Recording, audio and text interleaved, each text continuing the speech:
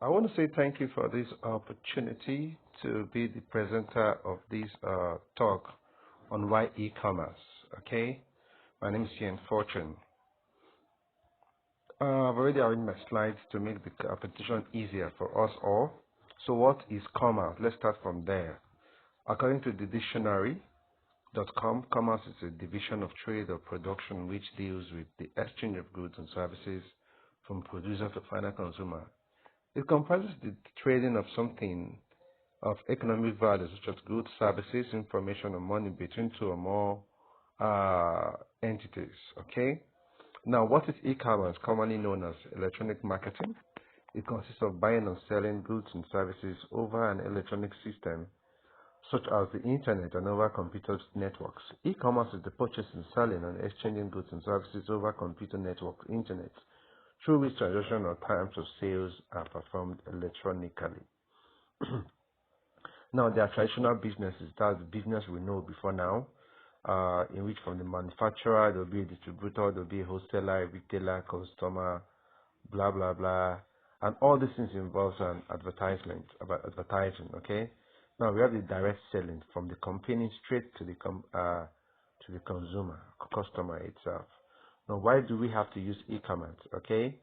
Now, we have the low entry cost, we have the reduce, it comes with low entry cost, it reduces transaction cost, it gives access to the global market, and it secure market share, definitely. So this is the reason why we use e-commerce, and that's why we'll talk about it. Now, I'm going to give us some brief history of e-commerce, okay?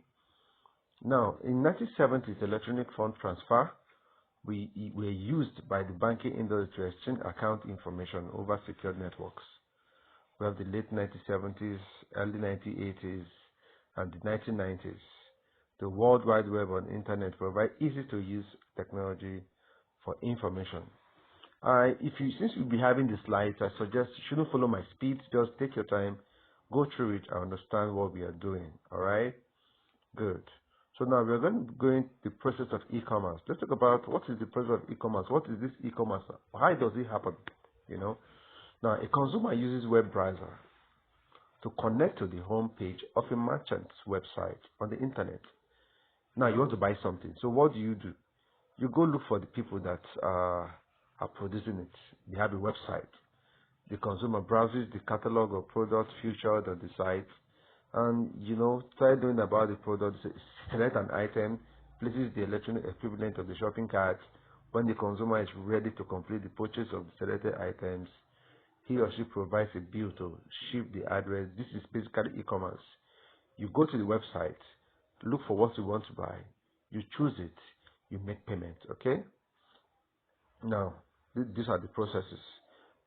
Okay. This is how it goes. When the credit now you pay through your credit card. You don't have to see the owners of the goods. You don't have to go and meet them to make payments. You don't have to go to the bank to make payments. Everything is done right inside the bedroom, okay, or on your phone, even on top of Kada, you can make your payments. Okay, that is the commerce server site then forward the order to a processing network for payment, processing, and fulfillment. So everything has been arranged online already. The payment, how you buy, and how it's been delivered to you. Okay. Now we have types of e-commerce. So we have the business to business. Business to business stands for business to B2B, stands for business to business. It consists of largest form of e-commerce. The model defines that buyer and seller are two different entities. It is similar to manufacturer issuing goods to the retailer or wholesaler. So let's take our time and read it through. It's not that much. For example, when we say Dell deals with computers and other associated accessories online, but it does not make up all those products. So in government to deal with those products, first step is to purchase them from online businesses, that is the producers of those products. We have the B2C, is a model of it is the model of taking businesses and consumers interactions. The basic concept of this model is to sell the product online to the consumers. You don't look for a distributor, you sell it straight away to the consumers. B2B is a direct trade between the company and the consumers. It provides direct selling through online. For example, if you want to buy goods and services to consumers, if you want to sell goods and services to consumers, so that anybody can purchase any product directly from supplier's website. So this means that it makes what you are buying even cheaper. So we also have the business to employee. Business to employees. Electronic commerce uses an intra-business network which allows companies to provide products or services to the employees. Typically, companies use B2E's network to automate employee-related corporate processes. Okay, we have consumer to consumer. There are many sites offering free classified auctions and forms where individuals can buy and sell thanks to online payment systems like PayPal, where people can send and receive money online with ease. eBay's auction service is a great example of where person-to-person transactions take place every day. I want to buy something from you, or I want to send money to you. I don't have to go to the bank. I send it directly into your account. So that is the C2C we're talking about here. Now, we also have to understand that anything we get advantage gets disadvantage. So even e-commerce has its pros and cons. Okay, so let's talk about the pros. Now, no checkout queues. You don't have to go and be queuing because you want to buy something. You don't all those queuing things. E-commerce has ended it. It brings about reduced pricing because the consumer sends directly to the producer sends directly to the consumer. It doesn't have to be looking for a wholesaler like what we were taught in school. Those days are gone. You go to school, they'll study from the consumer to the wholesaler, the middleman from here to the retailer, from the retailer to the consumer. Old school. So all those excess money, they are already cut off. That is what e-commerce brought to our desk. You can shop anywhere in the world. With e-commerce, you can stay in your bedroom and be buying something in the United States of America. Anywhere. That's what e-commerce does. So I'm just doing this thing for us to really understand what e-commerce is all about. Okay?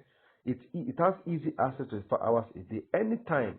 I know I do make orders online. Even in the midnight when I buy things from China. I can order anytime.